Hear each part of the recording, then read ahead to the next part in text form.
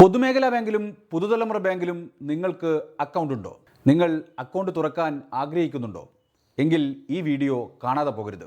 അതിനു മുമ്പ് channel subscribe ചെയ്യാനും ലൈക്ക് ചെയ്യാനും മറക്കണ്ട. നമസ്കാരം.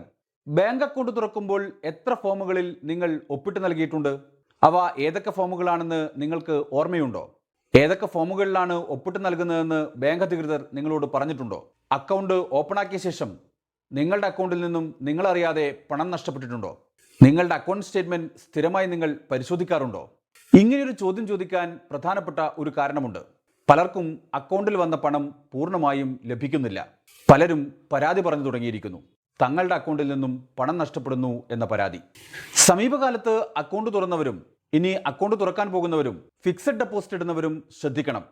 നിങ്ങൾ എവിടെയൊക്കെ ഒപ്പിട്ട് നൽകുന്നു എന്ന കാര്യം കൃത്യമായി പരിശോധിക്കണം. ഏതൊക്കെ ഫോമുകളിലാണ് ബാങ്ക് അധികൃതർ നിങ്ങളോട് ഒപ്പിടാൻ ആവശ്യപ്പെടുന്നത് എന്നതുകൂടി കൃത്യമായി മനസ്സിലാക്കണം.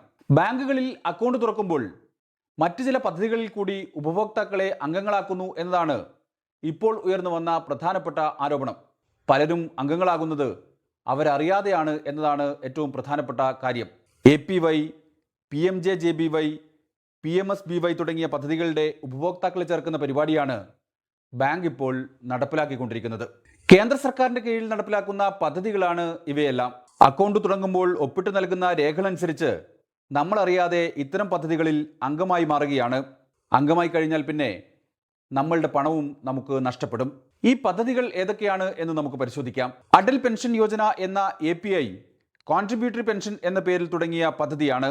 18-നും 40-നും ഇടയിൽ പ്രായമുള്ളവർക്കുള്ള പദ്ധതിയാണ് ഈ പദ്ധതി. ഈ പദ്ധതിയിലാണ് നമ്മളറിയാതെ ബാങ്ക് ചേർത്തതെങ്കിൽ 6 മാസത്തിനിടയിൽ 248 രൂപ മുതൽ 8581 രൂപ വരെ നമുക്ക് അക്കൗണ്ടിൽ നിന്ന് നഷ്ടപ്പെട്ടേക്കാം. നമ്മളെ ഉൾപ്പെടുത്തുന്ന സ്കീം അനുസരിച്ചാണ് പദ്ധതിയിലേക്ക് പണം പിൻവലിക്കപ്പെടുന്നത്. PMJJBY എന്നത് ഒരു ഇൻഷുറൻസ് പദ്ധതിയാണ്. 18-നും 50 വയസ്സിനും ഇടയിൽ പ്രായമുള്ളവരെ ലക്ഷ്യമിട്ടാണ് ഈ പദ്ധതി. ഒരു വർഷം 436 രൂപ ഈ പദ്ധതിയിൽ നഷ്ടമാകും. മറ്റൊന്ന് PMSBY എന്ന പദ്ധതിയാണ്. 18-നും 70-നും ഇടയിൽ പ്രായമുള്ളവർക്കാണ് ഈ പദ്ധതി. 20 രൂപ നമുക്ക് ഈ പദ്ധതിക്കായി നഷ്ടപ്പെടാം. ഈ പദ്ധതിയിലേക്ക് ആളുകളെ ചേർത്തു എന്ന് ഉറപ്പിക്കുന്നതിന് വേണ്ടിയാണ് പദ്ധതി ബാങ്ക് വഴി നടപ്പിലാക്കുന്നത്. അതോടൊപ്പം ഇൻഷുറൻസ് കമ്പനികൾക്ക് വളരെ കൃത്യമായി തടസ്സരഹിതമായി പണം ലഭിക്കാനുള്ള വഴിയായി ബാങ്ക് അക്കൗണ്ടിനെ കാണുകയും ചെയ്യുന്നു. ബാങ്കുകളിൽ നിന്നും ഓട്ടോ ഡെബിറ്റ് എന്ന രീതിയിൽ ക്രമീകരിക്കുകയും അക്കൗണ്ടുകളിൽ നിന്ന് പണം പിൻവലിക്കുകയും ചെയ്യുന്ന രീതിയാണ് ഇവിടെ പിന്തുടരുന്നത്. അതുകൊണ്ട് തന്നെ ഉപഭോക്താവ് കൃത്യമായി മനസ്സിലാക്കണമെന്നില്ല. രാജ്യത്തെ ഇൻഷുറൻസ് കമ്പനികളെ സംബന്ധിച്ച് കൈ നനയാതെ മീൻ പിടിക്കാൻ പറ്റുന്ന ഏറ്റവും നല്ല അവസരമാണ് ഈ പദ്ധതികൾ. അവർക്ക് കസ്റ്റമറെ കണ്ടെത്താനും അവരിൽ നിന്ന് പണം കണ്ടെത്താനും ഒരു വിയർപ്പും ഒഴുക്കേണ്ടി വരുന്നില്ല. മാത്രവുമല്ല, ഇത്തരം പദ്ധതികളിൽ അംഗങ്ങളാണെന്ന ധാരണ പോലുമില്ലാത്ത പലരും ആവശ്യം വന്നാൽ ക്ലെയിം ചെയ്യാനും മെനക്കെടാറില്ല. അതുകൊണ്ട് തന്നെ ഇൻഷുറൻസ് കമ്പനികളെ സംബന്ധിച്ച് ലാഭകരമാണ് ഈ പദ്ധതി. ബാങ്കുകളും വെറുതെയല്ല ഉപഭോക്താക്കളെ ഇതിലേക്ക് ചേർക്കുന്നത്. വളരെ കൃത്യമായി ബാങ്കുകൾക്ക് ഇതിന് കമ്മീഷൻ ലഭിക്കും. 1 ലക്ഷം രൂപയ്ക്ക് 20,000 രൂപ എന്നതാണ് ബാങ്കുകൾക്ക് ലഭിക്കുന്ന കമ്മീഷൻ എന്നാണ് കണക്ക്.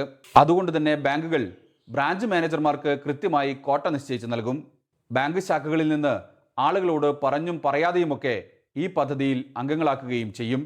ചില മാനേജർമാർ കൃത്യമായി കാര്യങ്ങൾ വിശദീകരിച്ച് നൽകുന്നവരുണ്ട്. എന്നാൽ ചിലയിടങ്ങളിൽ ഒന്നും പറയില്ല, ഒപ്പിട്ട് വാങ്ങുക മാത്രം ചെയ്യും.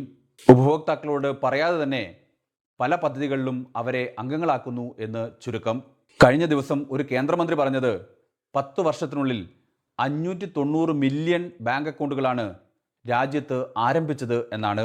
ഈ ബാങ്ക് അക്കൗണ്ടുകൾ വഴി ഇത്തരം ഇൻഷുറൻസ് പ്രചരണം കൂടി നടത്തിയിട്ടുണ്ടെങ്കിൽ എന്താകും കമ്പനികൾക്ക് ലഭിച്ചിട്ടുണ്ടാകുക എന്നുകൂടി ഊഹിച്ചു നോക്കൂ. ബാങ്ക് അക്കൗണ്ടുകൾ ഓപ്പൺ ചെയ്യുമ്പോൾ മാത്രമല്ല, ഫിക്സഡ് ഡെപ്പോസിറ്റിന്റെ സമയത്തും ഇത്തരത്തിലുള്ള ചില കാര്യങ്ങൾ നടക്കുന്നുണ്ട് എന്നാണ് വിവരം.